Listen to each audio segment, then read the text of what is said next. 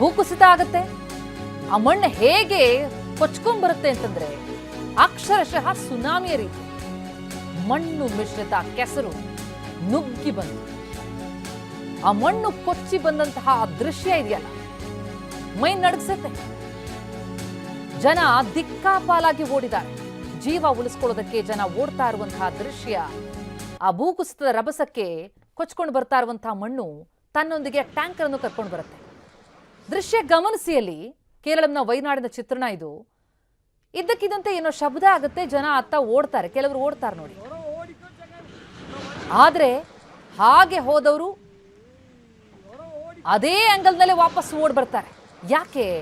ಅಲ್ಲಿ ಭೂಕುಸಿತ ಆಯ್ತಲ್ಲ, ಆಗ್ತಾ ಇದ್ದಂತೆ ಆ ಕೊಚ್ಕೊಂಡು ಬಂದಂತಹ ಮಣ್ಣು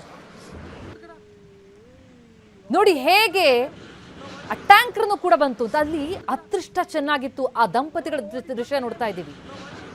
ಆ ದಂಪತಿಗಳು ಬಚಾವಾಗಿದ್ದಾರೆ. ಅಲ್ಲಿದ್ದಂತಹ ಒಂದು ಜೀಪು, ಆ ಕೊಚ್ಕೊಂಡು ಬಂದಂತಹ ಆ ಟ್ಯಾಂಕರ್ ಅಲ್ಲಿಗೆ ನಿಂತದ್ದು ಅವರ ಜೀವ ಉಳಿಸಿದೆ. ಆದ್ರೆ ಪ್ರಾಣ ಭಯಕ್ಕೆ ಓಡ್ ಬರ್ತಾ ಇರೋ ಜನ ನೋಡಿ, ಯಾವುದೋ ಫಿಲ್ಮಿ ದೃಶ್ಯದ ತರ ಕಾಣಿಸ್ತಾ ಇದೆ.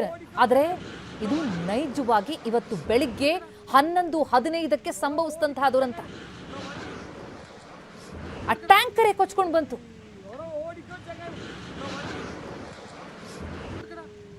ಆ ದೃಶ್ಯನ ನಾವು ಹಂತವಾಗಿ ನೋಡ್ತಾ ಹೋಗೋದಾದ್ರೆ ಬೆಳಿಗ್ಗೆ 11:15 ಸಮಯ ಭೂಕುಸಿತ ಆಗುತ್ತೆ. ನಾವು ಮಾರ್ಕ್ ಮಾಡಿ ತೋರಿಸ್ತಾ ಇದ್ದೀವಿ ನೋಡಿ. ಅಲ್ಲಿ ಭೂಕುಸಿತ ಆಯ್ತು. ಅಲ್ಲೊಂದು ಸುರಂಗ ಮಾರ್ಗ ಕಾಮಗಾರಿ ನಡೀತಾ ಇತ್ತು. ಆ ಭೂಕುಸಿತ ಆಗ್ತಾ ಇದ್ದಂತೆ ಜನ ಏನಾಯ್ತು ಅಂತ ನೋಡೋದಕ್ಕೆ ಹೋಗ್ತಾರೆ. ಆದ್ರೆ ಹಾಗೆ ಕುಸಿದ ಮಣ್ಣು ಅಲ್ಲಿಗೆ ನಿಲ್ಲದೆ ಕೊಚ್ಕೊಂಡು ಬಂತು.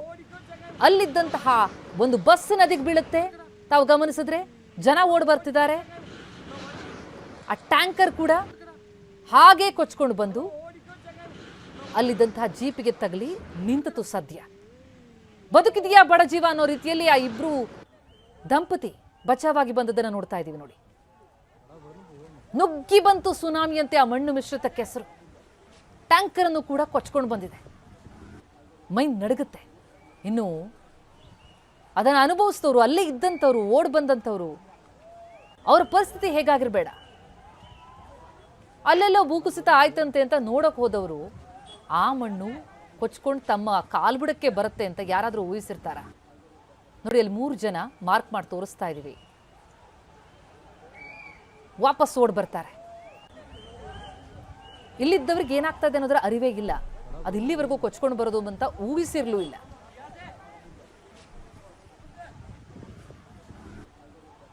ನಾವು 8 ಜನರನ್ನ ಮಾರ್ಕ್ ಮಾಡಿ ತೋರಿಸ್ತಾ ಇದೀವಿ ನೋಡಿ. ಇಲ್ಲಿ ಇನ್ನಿಬ್ರು.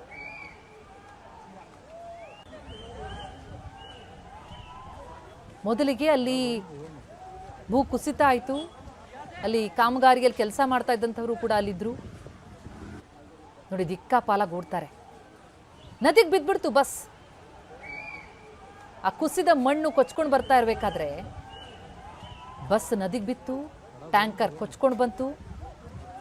ಅದರಡಿಗೆ ಎಷ್ಟು ಜನ ಆದ್ರು, ಎಷ್ಟು ಗಾಯ ಆಗಿದೆಯೋ ನೋಡಿ. ಆ ಓಡ್ ಬಂದಂತಹ ವ್ಯಕ್ತಿ ಆತ ಅಲ್ಲಿ ಬಿದ್ದುಬಿಡ್ತಾನೆ, ಬೈಕಲ್ಲಿ ಇದ್ದಂಥವನು. ಆದ್ರೆ ಬಚಾವಾಗಿದ್ದಾನೆ. ಜೊತೆಗೆ ಈ ಇಬ್ರು ದಂಪತಿ, ಅವರಿದ್ದಲ್ಲಿಗೆ ಮಣ್ಣು ಕೊಚ್ಕೊಂಡು ಬಂತು. ಆದರೆ ಅದೃಷ್ಟ ಚೆನ್ನಾಗಿತ್ತು, ಅಲ್ಲಿಗೆ ನಿಂತಿದೆ, ಅವ್ರ ಜೀವ ಉಳಿದಿದೆ.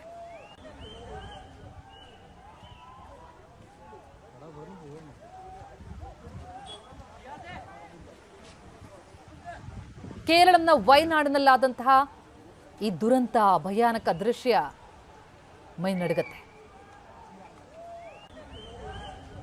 ಈವರೆಗೆ ಇಬ್ಬರನ್ನ ಬಲಿ ಪಡಿತು ಈ ದುರಂತ ಅನ್ನೋದ್ರ ಬಗ್ಗೆ ಮಾಹಿತಿಗಳು ಸಿಗ್ತಾ ಇದೆ ನೋಡಿ. ಅಲ್ಲಿ ನದಿಗೆ ಬಿದ್ಬಿಡ್ತಲ್ಲ ಬಸ್, ಆಗಲೇ ಕೊಚ್ಕೊಂಡು ಹೋಯ್ತಲ್ಲ ಆ ಬಸ್ ಇದು.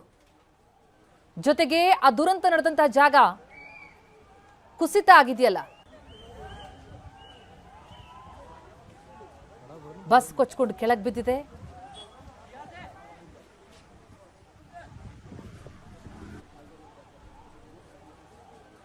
ಭೂಕುಸಿತದ ರಭಸಕ್ಕಾದಂತಹ ಮಹಾ ದುರಂತ ಇದು.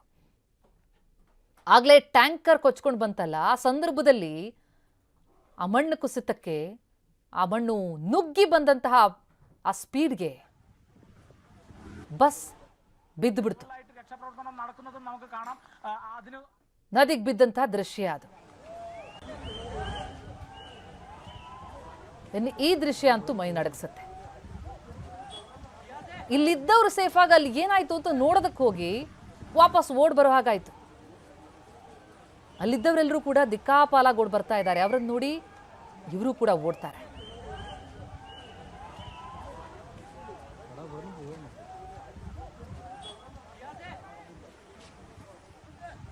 ಹಾಗೆ ಆ ಮಣ್ಣಲ್ಲಿ ಕೊಚ್ಕೊಂಡು ಬಂದಂಥವ್ರು ಈ ದಂಪತಿ.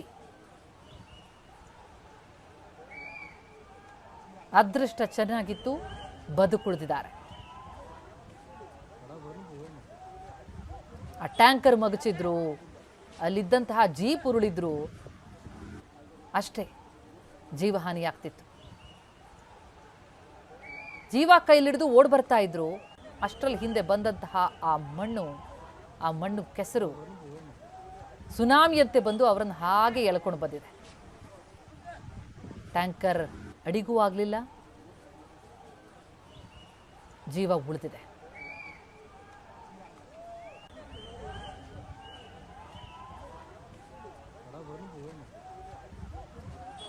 ಅಕ್ಷರಶಃ ಸುನಾಮಿಯಂತೆ ನುಗ್ಗಿ ಬಂದಂತಹ ಈ ಕೆಸರು ಮಣ್ಣು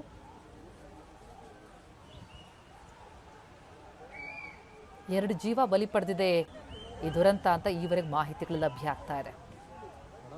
ಮೆಪ್ಪಾಡಿಗಿಂದ ಚೂರಲ್ಮಲೆ ನಡುವೆ ನಡೆದಂತಹ ಘಟನೆ. ಆದರೆ ಆ ಮಣ್ಣಿನಡಿ ಇನ್ನೂ ಕೂಡ ಸುಮಾರು ಮಂದಿ ಸಿಲುಕಿದ್ದಾರೆ. ನಾವು ಓಡ್ ಹೋದವರು, ಅಲ್ಲಿಂದ ಓಡಿ ಬರ್ತಾ ಇರೋರು, ಅಷ್ಟರಲ್ಲಿ ಎಷ್ಟು ಜನ ಬಚಾವಾದ್ರು ಮಾಹಿತಿಗಳು ಬರಬೇಕಿದೆ. ದೈತ್ಯ ಟ್ಯಾಂಕರೇ ಕೊಚ್ಕೊಂಡು ಅಲ್ಲಿ ಅಷ್ಟು ದೂರ ಬಂತು ಅಂತಂದ್ರೆ ಲೆಕ್ಕ ಹಾಕಿ. ಹಂಗೊಂದು 100 ಮೀಟರ್ ದೂರದಲ್ಲಿದೆ ಅದು. ಅಲ್ಲಿಂದ ಕೊಚ್ಕೊಂಡು ಬಂದಿದೆ ವಾಪಸ್.